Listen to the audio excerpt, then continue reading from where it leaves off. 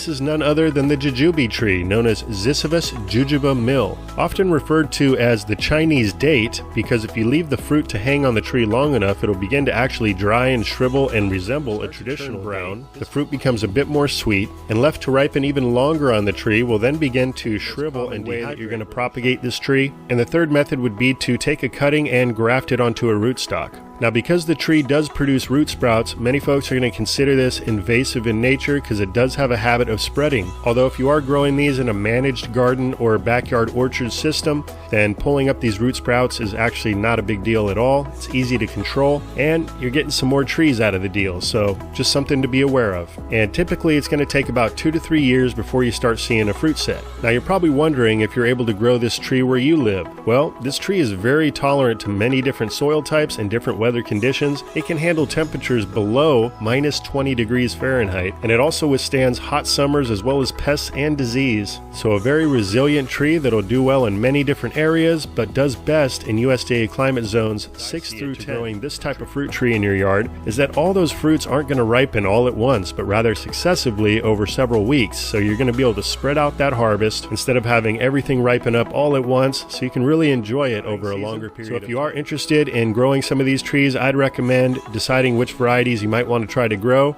then set your sights on bare root to get your trees on order. Well, that's going to do it for now, everyone. Alice and I sure did enjoy harvesting these jujubes with you. If you'd like to...